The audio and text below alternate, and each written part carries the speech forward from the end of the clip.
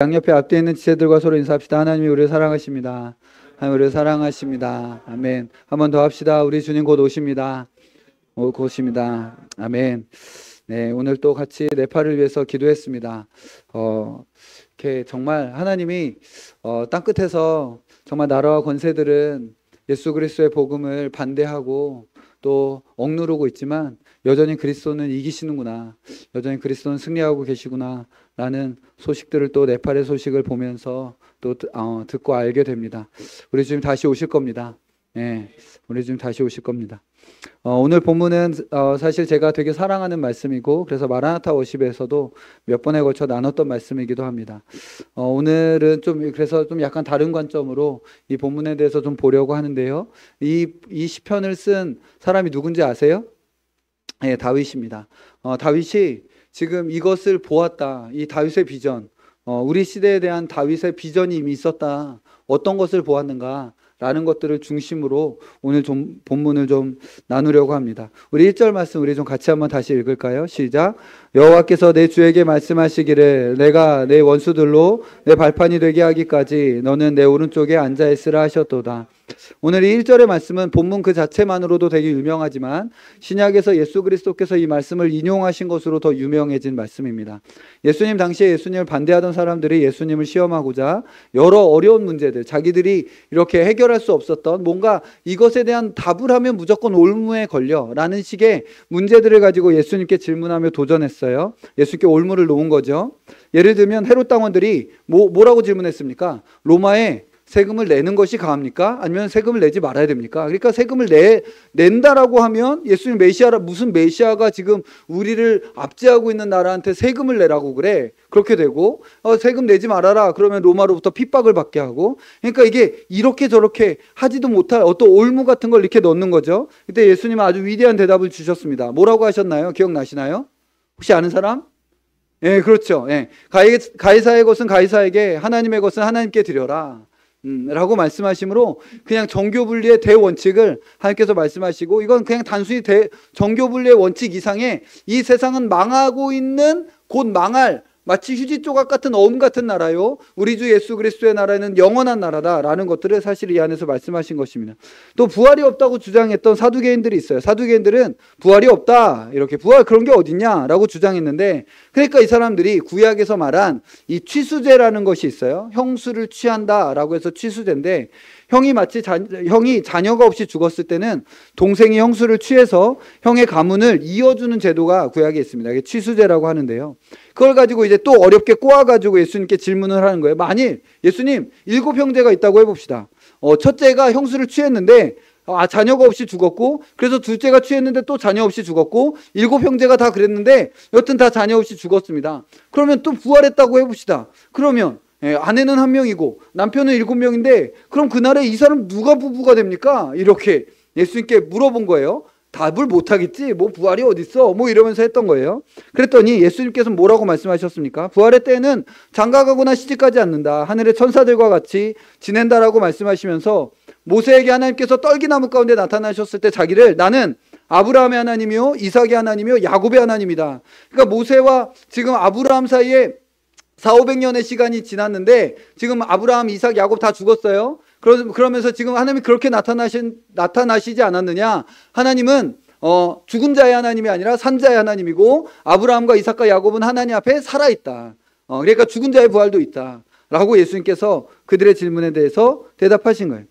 여튼 이런 질문들에 대해서 예수님께서 여러 모양으로 답변해 놓으시고는 반대로 질문하심으로 그들의 입을 다물게 하셨는데, 오늘 그들의 입을 다물게 하심으로 예수님께서 사용하신 본문이 바로 오늘 본문 1절입니다. 오늘이 여호와께서 내 주에게 말씀하시기를 내가 네 원수들로 네 발판이 되게 하기까지 너는 내 오른쪽에 앉아 있으라. 그러니까 지금 예수님께서 물으시는 거예요. 메시아는 다윗의 자손이 아니냐? 그렇죠. 메시아는 다윗의 자손이죠. 그런데 오늘 본문에 보니까 여호와께서 내 주에게 말씀하시기를, 왜 다윗이, 여기서 말하는 여기 주는 메시아라는 걸 다 알거든요. 왜 다윗은 자신의 후손과 자손에게 지금 주라고 고백하느냐? 어찌하여 다윗의 자손인데 다윗의 주가 될 수 있겠느냐? 라고 물으셨어요. 그리고 이 질문에 대해서 아무도 대답을 하지 못했습니다. 그리고 이제 주님께 감히 더 여쭙지 못하게 된 것이죠. 오늘 이 본문은 지금 다윗이 예수 그리스도께서 나시기 1000년 전에 지금 이 예수 그리스도를 보고 있는 거예요. 주님을 보는 거죠. 이는 이 메시아가 신성을 가진 존재, 그리스도의 신성을 지금 드러내는 본문이었고, 메시아의 신성이라는 개념을 가질 수 없었던 유대인들은 이에 대한 답을 할 수가 없었던 것입니다. 그러나 우리 답을 잘 알고 있습니다. 영광스럽고 놀랍게도 인성에 따라 다윗의 자손으로 오신 메시아는 사실 다윗의 주님, 다윗의 주였던 여호와 하나님이셨다라는 것이죠. 그리고 오늘 이 1절의 내용을 보면 그 내용은 그리스도의 승천과 천상사역에 대한 것. 그러니까 여러분, 다윗은 예수님께서 오시기 1000년 전에 살았는데요, 다윗은 이미 예수 그리스도의 승천과 예수 그리스도의 천상사역에 대한 비전과 환상을 보고 있는 거예요. 지금 오늘 시편 110편이 그걸 하고 있는 거예요. 지금 여호와께서는 그리스도께 내가 너의 원수들로 너의 발판이 되게 하기까지 너는 나의 오른쪽에 앉아있으라 라고 말씀하시는 거예요. 여러분, 우리는 이 말씀이 그리스도의 사역의 어느 시점에 대한 말씀인지 압니다. 그리스도께서 지상의 사역을 완성하시고 마귀를 이기셨습니다. 십자가로 승리하신 것이죠. 이제는 이 승리를 집행하고 적용을 하시는데, 그걸 어디서 하시냐면 하늘에 오르셔서 하나님 우편에 좌정하심으로 그 일을 하시는 거예요. 이 승리를 집행하고 적용하시는 데 있어서는 시간이 필요한 것이죠. 왜냐하면 원수에 대한 심판의 시간은 곧 주의 백성에 대한 구원의 시간이기 때문에 그렇습니다. 구약에서 보면 원수에 대한 심판은 곧 주의 백성에 대한 구원이 되는 거예요. 원수에 대해서 예를 들면 어떻습니까? 홍해. 홍해는 이스라엘 백성들에게는 어떤 사건입니까? 구원의 사건이죠.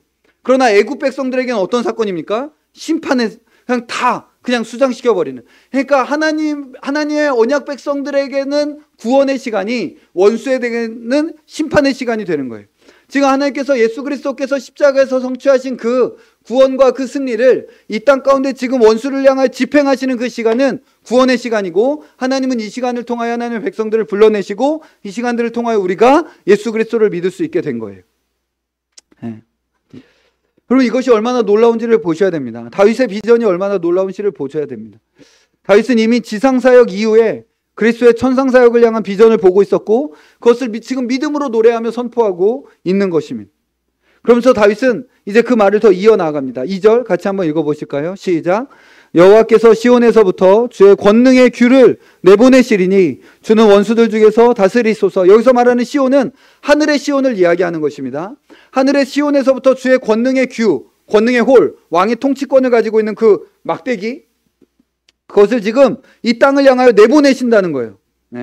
이것은 그리스도의 권능 있는 통치를 의미하는데, 이것은 원수들 중에서 주께서 다스리시고 통치하신다는 것을 의미합니다. 주님은 지금도 통치하십니다. 세상 나라가 자기들이 통치하는 줄 알지만요, 여러분, 주께서 이 세상을 통치하고 계십니다. 주께서 부활하시고 제자들에게 말씀하셨습니다. 주께서 부활하시고 제자들에게 뭐라고 말씀하셨어요? 하늘과 땅의 모든 권세를 내게 주셨으니, 하늘과 땅의 모든 권세가 나에게 주어졌다.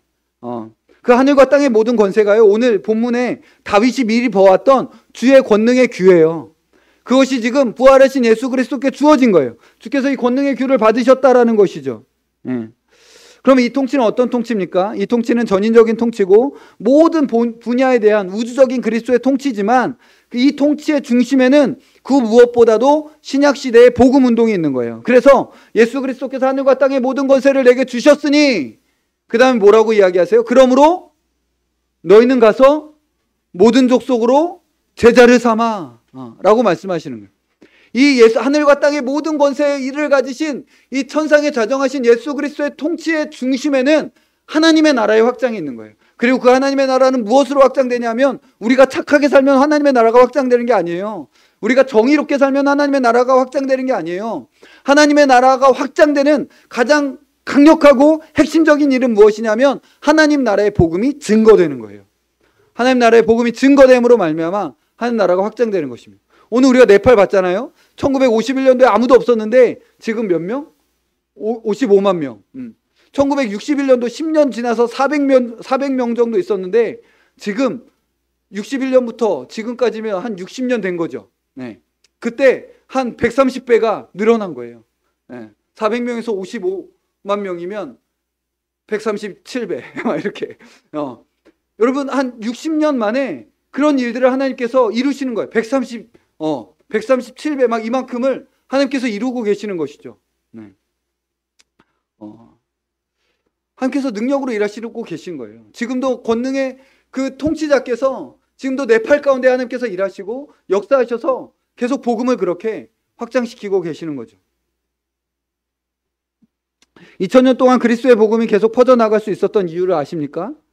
주께서 오시기 전에는 수천 년 동안 이 약속의 복음이 이스라엘 땅 안에서도 계속 공격당하고 언약 백성 이스라엘은 자기 나라 안에서조차도 그 믿음에 신실하지 못해서 결국 바벨론으로 포로로 잡혀가는 것으로 그렇게 끝났는데, 예수 그리스도께서 죽으시고 부활하신 이후로는 2000년 동안 이 복음이 전 세계로 퍼져나가서 아무도 없었는데 60-70년 만에 지금 55만 명으로 늘어나는, 지금 이 권능 있는 역사가 일어날 수 있었던 이유는 십자가에서 죽으신 그리스도께서 부활하시고, 십자가에서 죽으신 그 부활하신 그리스도께서 승천하시고, 지금도 권능의 규로 원수들 중에서 통치하시고 다스리시고 있기 때문에 이 천국 복음이 모든 민족 가운데 증거되고 있는 거예요. 여러분, 이 천국 복음은 모든 민족 가운데 증거되고야 말 것입니다. 우리가 열심을 낼 것이어서 그런 게 아니에요. 주께서 천상에서 통치하고 계시기 때문에 그런 것이죠. 주께서 하늘에서 일하고 계시기 때문에 지금 우리가 복음을 받을 수 있었던 것이고, 주께서 지금도 하늘에서 역사하고 계시기 때문에 모든 민족들 가운데 이 복음이 증거되고야 마는 거예요. 그리고 주님은 다시 오시는 것이죠. 여러분, 이건 정해진 역사입니다. 마치 구약의 이스라엘 백성들이 예수 그리스도의 초림이 정해진 것처럼, 예수 그리스도 그 오실 메시아가 정해진 역사인 줄 알고, 아이 메시아가 뭘 와, 그런 거 안 와, 그런 거 그냥 다 구라야, 신화야, 안 와 라고 말하는 사람들이 예수님 초림 이전에 있었겠죠. 예. 그런데 그분은 오신 거예요.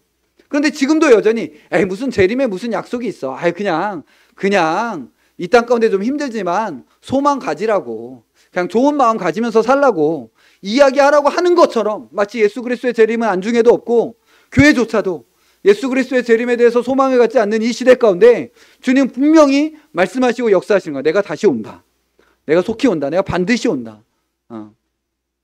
교회 예배를 시작할 때마다 저리로서 산자와 죽은 자를 심판하러 오시리라. 저리로서, 거기로부터라는 뜻이에요. 저리로서 산자, 거기에서부터 산자와 죽은 자를 심판하러 오시리라 라는 뜻이에요. 저리로서 산자와 죽은 자를 심판하러 오시리라 라고 우리는 매번 그렇게 신앙 고백을 하지만 전혀 그것에 합당하지 않게 살아가고 있는 거죠. 그럼에도 불구하고 주님은 주님의 일을 하십니다. 주님의 열심으로 하고 계시는 것이죠. 하나님의 나라는 2000년 동안 확장되어 왔고 지금도 확장되고 있습니다. 전 세계에서 지금도 주의 성도들은 비록 고난을 받고 핍박을 받지만, 여러분 지금은 핍박이 없는 시대라고 누가 말합니까? 대한민국이 우물 안의 개구리로 있어서 그런 거죠.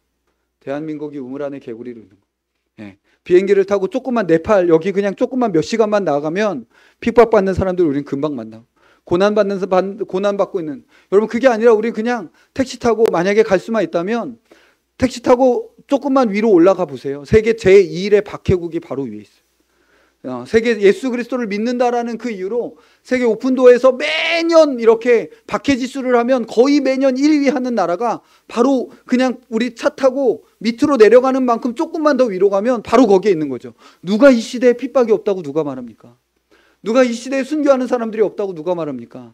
우리가 우물 안의 개구리처럼 살고 있는 거예요. 하나님의 특별한 보호하심 가운데 우리가 있으니까 전 세계가 그런 줄 아는 것이죠. 하나님께서 뭔가 까딱하셔서 그냥 저 38선 허무시고 북한에서 이렇게 내려와서 이 땅이 공산화 되게 하시면 우리는 지금 이런 자유한 모든 것들이 그냥 하루아침에라도 잃어버리반 되어지고 핍박받는 그리스도인의 삶을 살게 되는 위태로운 삶의 시간 가운데 우리가 있다는 것을 알고 정신을 차려야 되는 거예요. 우리에게 주어진 호의가 그냥 당연한 거라고 생각하면 안 됩니다. 그럼 이 호의 앞에서 우리는 어떻게 살아야 하는가? 이 온 우주를, 온 땅을 통치하시는 그리스도께서 지금 남한 가운데, 이 대한민국 가운데 이런 자유롭게 하나님을 예배하고 이렇게 저녁에 와서 마라나타라고 외칠 수 있는, 이렇게 악기를 연주하고, 여러분 북한에서 이런 짓을 한다고 생각해 보세요. 호산나 이런다고 생각을 해보세요. 바로 죽어요. 바로 죽어요. 하나님의 특별한 호의로 하나님께서 우리 안에 이런 호의를 주셨는데, 하나님, 우리는 이런 자유를 기회로 하여 방종의 기회를 삼을 것인가? 하나님 이런 자유를 주셨는데 이런 자유를 방종의 기회로 삼을 것인가? 아니면 하나님을 섬기는 종으로서의 이 시간을 사용할 것인가? 우리는 마음의 하나님 앞에 작정해야 된다는 것이죠. 이곳에 잘 오셨습니다. 예, 잘 오셨습니다. 그렇게 우리의 마음을 같이하여 히브리서 13장에서 이야기하는 것처럼 마음을 같이하여 갇힌 자들과 핍박받고 있는 자들과 마음을 같이하라. 이렇게 우리가 그들을 위하여 마음을 같이하는 최고의 이곳에서 우리가 할 일은 무엇이냐면 그들을 품고 같이 기도해 주는 거예요. 하나님, 네팔에 핍박받고 있는 하나님 우리 형제들을 불쌍히 여겨 주시옵소서. 하나님, 정말 그들에게 위로로 찾아가 주시옵소서. 비치고 있는 거죠. 네. 비치고 있는 거죠. 시편 기자는 이날의 특징에 대해서 다음과 같이 또 말합니다. 우리 3절 같이 읽겠습니다. 시작. 주의 권능의 날에 주의 백성이 거룩한 옷을 입고 즐거이 헌신하니 새벽 이슬 같은 주의 청년들이 주께 나오는도다. 주의 권능의 날은 당연히 주께서 권능의 규로 통치하시는, 하늘과 땅의 모든 권세로 통치하시는 바로 성령의 권능의 시대, 임의와 아직의 시대를 의미하는 것입니다. 다윗은 이날 이 시대에 대한 비전과 환상을 보고 있어요. 지금 이 권능의 시대, 이 시대에 대한 비전을, 지금 환상을 다윗은 이미 예수 그리스도께서 오시기 1000년 전에 보면서 그것을 뭐라고 표현하고 있냐면 한마디로 이렇게 표현하고 있는 거예요. 주의 권능의 날에 주의 백성이 거룩한 옷을 입고 즐거이 헌신하니 새벽 이슬 같은 주의 청년들이 주께 나오는도다. 이것이 예수 그리스도께서 오시기 1000년 전에 이 시대를 다윗이 보고 말했던, 환상으로 보고 말했던 표현이 바로 110편 3절의 말씀인 거예요. 다윗은 지금 우리를 보고 있는 거예요. 그러면서 지금 이 시대의 백성들이 입은 옷은 거룩한 옷이다. 여러분, 이 거룩한 옷은 무엇입니까? 우리의 경건과 우리의 거룩이 아니라 주께서 친히 이 옷을 사서 우리에게 입혀주신 그 칭의와 거룩함의 옷. 칭의, 우리는 죄인인데 넌 이제 의롭다. 오직 믿음으로 말미암아 의롭게 되는 이 의의 옷을, 이 거룩함의 옷을 입은 주의 백성들을, 이 주의 권능의 날에 일어나는 이 시대의 사람들을 보는 거예요. 바로 우리를 본 거예요. 아, 저들은 죄를 짓지만 정죄당하지 않는구나.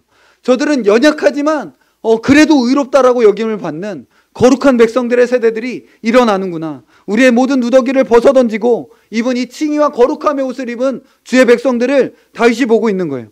이라도 피곤하며 곤비하며 장정이라도 넘어지며 쓰러지지만 오직 여호와를 앙망하는 자는 새 힘을 얻어서 독수리 날개치며 올라감 같아서 다른 박질하여도 곤비하지 아니하고 걸어가도 피곤하지 아니할 것이다 라고 말씀하고 계시는 거죠. 청년인 거예요. 청년. 여러분, 새언약 시대 모든 성도들이 새벽 이슬같이 생명의 새로움과 활기가 가득한 청년이라면, 문자 그대로의 청년이라면, 진짜 이 시대의 청년들이라면 얼마나 더 청년 같아야 하며 얼마나 더 활기가 넘쳐야 하겠습니까? 여러분, 두려울 것이 없습니다. 염려할 것이 없습니다. 주께서 하늘과 땅의 모든 권세를 지니셨습니다. 주께서 권능의 규로 지금 하나님 우편에 좌정하셔서 우리를 구원하신 우리 구주께서 내 이름을 알고 계시는 분이 하늘 보좌에서 통치하고 계시는 거예요. 여러분, 지금 나를 알고 있는 사람이 대통령이라고 생각해 보세요. 얼마나 든든하겠어요. 얼마나 든든하겠어요. 사실 지금 대통령이 날 알아. 나를 되게 기준아 이렇게 하면서 이렇게 해서 이렇게 여러분, 이 대한민국에서 사는데 얼마나 든든하겠어요. 그런데 하늘과 땅의 모든 권세를 가지신 하나님 우편에 자정하신 우리 주 예수 그리스도, 우리의 이름을 부르시고 우리의 이름을 아시는 그분께서 지금 통치하시는 시대라면 여러분, 우리는 두려울 것이 없습니다. 염려할 것도 없어요. 여러분, 이 청년의 시대에 원수는 청년의 마음을 공격합니다. 청년의 시대에 원수는 청년의 마음을 공격합니다. 그래서 모든 세대가 다 청년 같아야 된다라고 말하고 있는데, 그런데 청년도 청년 같지 않는 세대를 만들어 버리는 거예요. 성경은 이 시대는 모든 세대가 다 새벽 이슬 같은 청년의 시대다, 그런 세대다라고 말하고 있는데, 원수의 공격은 하나님의 백성들까지도 공격해서 청년조차도, 문자 그대로 청년조차도 청년 같지 않게 만들어 버리는, 도전하지 않는 청년들, 꿈꾸지 않는 청년들, 모험하지 않는 청년들, 그저 안주하는 청년들, 그냥 먹고 마시는 것에 매여 사는 청년들로 그들을 잡아서 메어버리는 것이죠. 주님 말씀하십니다. 공중 나는 새를 봐라. 심지도 거두지도 아니하지만 하나님께서 먹이시고 기르시지 아니하네요. 들에 핀 백합화를 봐라. 솔로몬이 모든 영광으로 입은 옷도 이 꽃만 못하였지 않느냐. 두려워하지 말아라. 염려하지 말아라. 쫄지 말아라. 주께서 먹이시고 입히신다. 너희는 먼저 그의 나라와 그의 의의를 구하라. 그리하면 이 모든 것을 너희에게 더하여 주시리라. 라고 우리 주님께서 친히 옷을 입고 이 땅 가운데 이 몸을 입고 오셔서 우리에게 그렇게 말씀하셨지만 우리는 아직도 마치 이스라엘 백성들이 매일매일 만나로 먹고 내일 아침에도 만나로 해가지고 하지만 또 오늘 만나 했는데 집으로 돌아가려니까 발걸음이 떼어지지 않는 거예요. 오늘 만나 거두어서 가려고 그러는데 왜 발걸음이 떼어지지 않았을까요? 네, 내일이 걱정돼요. 내일 만나를 안 내려주시면 어떡하지? 그래서 또 거둘 수 있는 만큼 또 거두고 하루치 먹고 나머지는 어떻게 해요? 네, 벌레 들고 썩으니까 버리고. 네. 또 그 다음날 또 걷었는데 또 걷었는데 또 뭐가 걱정돼요? 내일이 또 걱정되는 거예요. 40년을 그렇게 산 거예요. 우리는 이미 그 시간이 끝난 사람들이니까 아유 어쩜 저렇게 어리석냐. 그냥 하루치만 해 먹으라고. 하나님은 늘 신실하게 내일도 먹여주실 거라고. 이 구약의 이스라엘 백성들을 보면서 아 저렇게 어리석냐. 그렇게 말하지만 우린 지금 40년, 50년, 30년, 20년, 10년 뭐 이렇게 다 같이 살았는데 40년, 50년, 60년, 70년 동안 하나님께서 우리를 먹여주시고 입혀주셨다라고 우리는 고백하지만 내일은 안 먹여주실 것 같은 두려움, 내일은 안 입혀주실 것 같은 염려와 걱정으로 우리는 그렇게 살고 있지는 않습니까? 두려워하지 말라는 거예요. 염려하지 말라는 거예요. 쫄지 말라는 거예요. 내가 먹인다. 공중나는 새를 봐라. 내가 입힌다. 들에 핀 백합화를 봐라. 청년의 마음으로 일어나야 됩니다. 청년의 마음으로 일어나야 됩니다. 아멘 합시다. 아멘. 모든 세대가 그래야 하고 특별히 오늘 캠퍼스 청소년 마라나타 워십으로 드리는데 청년과 청소년들은 더욱더 그러해야 될 줄로 믿습니다. 쫄지 마세요. 쫄지 마세요. 쫄지 마세요. 쫄지 마. 쫄지 마세요. 우리는 이 땅에 잠시 있다가 사라질 것을 위하여 지음을 받은 것도 아니고 그것들을 위하여 구원을 받은 것은 더더욱 아닙니다. 다윗은 이미 수천 년 전에 이 비전을 보았습니다. 그리고 그는 이 비전에 따라 살았습니다.